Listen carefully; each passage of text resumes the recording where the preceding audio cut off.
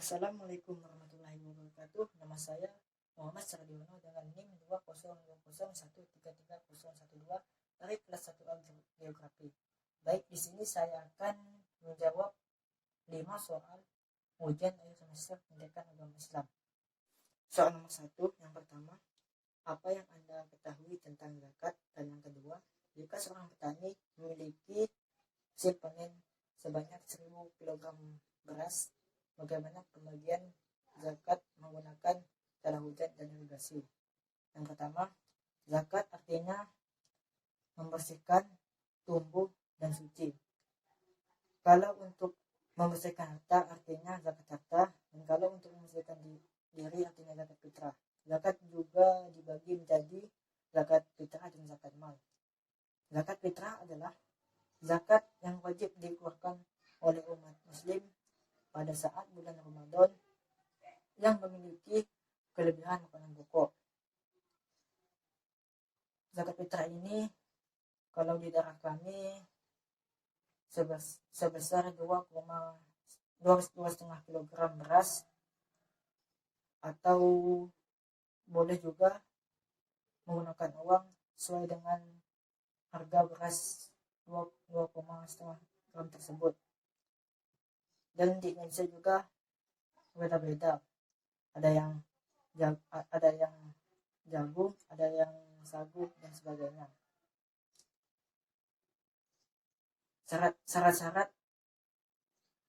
Syarat-syarat wajib untuk melakukan zakat fitrah adalah yang pertama Islam, yang kedua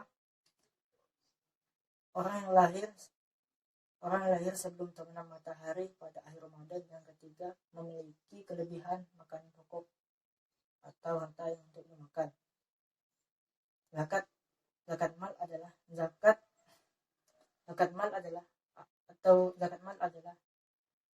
zakat yang disebut juga dengan zakat harta. Ukuran zakat mal yaitu dengan emas. Untuk mazhab Syafi'i,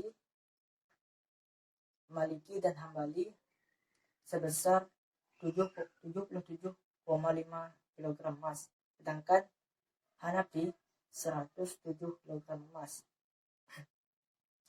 Sedangkan untuk di Indonesia sendiri sekitar 85 gram atau 14 suku. Kadar untuk mengeluarkan zakat mal ini terdiri dari dua, yaitu berdasarkan haul dan nisab. Haul adalah waktu dan nisab adalah ukuran atau kadar. Haulnya 1 tahun dan nisabnya sekitar 85 gram atau 14 suku untuk di Indonesia. Selain dari zakat fitrah dan zakat mal, ada juga zakat yang lain seperti zakat hasil pertanian, zakat usaha, zakat profesi, dan zakat binatang ternak. Lanjut ke soal kedua. Jika petani memiliki hasil panen 1000 kg beras, maka pembagian zakatnya terdiri dari, jika menggunakan sistem tanda hujan, maka penggunaan zakatnya sebanyak 10%. 10% dari 1000 kg adalah 100 kg yang harus wajib dikeluarkan petani tersebut. Sedangkan menggunakan irigasi sebesar 5%. 5% dari 1000 kg adalah 50 kg. Itu yang wajib dikeluarkan oleh petani tersebut. Soal yang kedua, apa saja yang perlu diperhatikan sebelum membagikan harta warisan? Dan yang kedua, jika seorang suami mempunyai uang 100 juta dan meninggalkan 1 orang istri, 2 orang anak laki-laki dan 1 orang anak perempuan, maka pembagian warisannya berapa? Yang pertama, hal yang perlu diperhatikan sebelum membagikan harta warisan adalah yang pertama, mengurus biaya jenazah, mulai dari biaya rumah sakit, mengurus jenazah dan pemakaman. Yang kedua, mengurus hutang piutang mayit. Apakah mayit memiliki hutang atau tidak? Jika ada, selesaikan dulu. Dan ketiga, mengurus wasiat mayit. Apakah si mayit memiliki wasiat? Apakah si mayit memiliki wasiat atau tidak? Jika mayit memiliki wasiat, selesaikan dulu.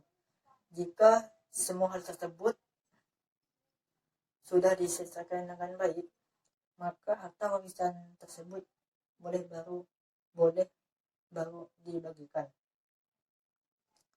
Untuk soal yang kedua, mengenai seorang laki-laki yang tadi, seorang suami memiliki uang 100 juta dan meninggalkan 1 orang istri dan 2 orang anak laki-laki dan 1 orang anak perempuan. Pembagiannya, contohnya uang biaya rumah sakit 10 juta, biaya rumah sakit 10 juta, biaya hutang 10 juta, dan pengurusan jenazah 10 juta, jadi 30 juta. Jadi sisanya tinggal 70 juta. Untuk seorang istri mendapatkan 1/8 harta warisan. Jadi 1/8 dari 70 juta adalah 8.750.000. Jadi sisanya tinggal 61.250.000. Untuk anak laki-laki dan perempuan, anak laki-laki memiliki 2 orang, jadi dikalikan 2 sama dengan 4. Anak perempuan 1 orang dikalikan 1 sama dengan 1, jadi 4 ditambah 1 sama dengan 5. Sisanya tadi 61.250.000 dibagi 5 menjadi 12.250.000. Jadi untuk anak perempuan mendapatkan harta warisan sekitar 12.250.000. Sedangkan anak laki-laki 2 kali lipat dari anak perempuan. Jadi 12.250.000 dikali 2 menjadi 24.500.000. Itu adalah yang didapatkan oleh seorang laki-laki, karena 2 kali lipat dari perempuan. Soal nomor 4, apa yang Anda ketahui tentang takwa? Takwa artinya takut, menjaga, dan memelihara. Takwa adalah sikap seseorang yang selalu ingat dan waspada terhadap apa yang dilakukannya untuk memelihara dirinya dari noda dan dosa. Ciri-ciri orang bertakwa menurut Al-Quran: yang pertama, beriman kepada Allah SWT. Yang kedua, mendirikan sholat. Yang ketiga, membagikan sebagian rezekinya. Yang keempat, yakin terhadap akhirat. Ruang lingkup akhlak adalah yang pertama, hubungan manusia dengan Allah SWT. Yang kedua, hubungan manusia dengan dirinya sendiri. Yang ketiga, hubungan manusia sesama manusia. Dan yang keempat, hubungan manusia dengan lingkungan. Hubungan manusia dengan Allah SWT yaitu menjalankan segala perintah dan menjauhi segala larangan yang Allah tentukan, dan selalu bersyukur apa yang telah Allah berikan kepada kita.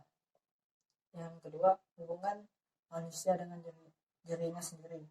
Hubungan manusia yaitu seperti contoh, Nabi Muhammad SAW memiliki sifat berani, adil, ikhlas, dan jujur. Yang ketiga, hubungan manusia dengan sesama manusia, yaitu dalam kehidupan sehari-hari kita harus membantu, saling menolong, dan juga saling mengingat satu sama lain jika membuat satu kesalahan. Yang keempat, hubungan manusia dengan lingkungan, yaitu selalu menjaga dan memanfaatkan alam dan lingkungannya sebaik mungkin dan seperlunya. Yang kedua, membantu untuk menjaga kelestarian lingkungan sekitar. Soal nomor 5, mengapa orang Islam wajib menuntut ilmu dan pemahaman Anda tentang konsep ilmu dalam Islam. Yang pertama, mengapa orang Islam wajib menuntut ilmu? Karena di dalam Islam memang diwajibkan untuk menuntut ilmu sesuai dengan perintah hadis yang berbunyi diwajibkan menuntut ilmu atas setiap muslim. Hadis riwayat Ibnu Majah. Dengan kita menuntut ilmu, kita akan mendapatkan pengetahuan, yaitu pengetahuan akidah, ibadah, dan tentang ilmu-ilmu yang ada di dunia ini. Tujuan diwajibkannya untuk menuntut ilmu adalah agar umat muslim yang ada di dunia ini menjadi manusia yang cerdas dan terhindar dari sebuah kebodohan. Selanjutnya, konsep ilmu dalam Islam. Di dalam Islam, ilmu mempunyai posisi dan peran yang sangat strategis. Banyak ayat-ayat Al-Quran dan hadis-hadis yang menegaskan untuk menuntut ilmu. Mengingat peran ilmu dalam Islam sangat strategis, maka dari itu pemahaman terhadap konsep ilmu dalam Islam sangat penting untuk diketahui. Kekeliruan dalam memahami konsep ilmu dalam Islam dapat mengakibatkan pengecilan terhadap makna Islam itu sendiri. Maka dari itu, kita sebagai muslim harus sungguh-sungguh dan harus dengan baik dalam menuntut ilmu supaya terhindar dari sebuah kekeliruan yang dapat merugikan diri sendiri dan orang banyak. Mungkin hanya itu jawaban dari ujian akhir saya. Saya minta maaf jika ada kesalahan Al-Quran. Assalamualaikum warahmatullahi wabarakatuh.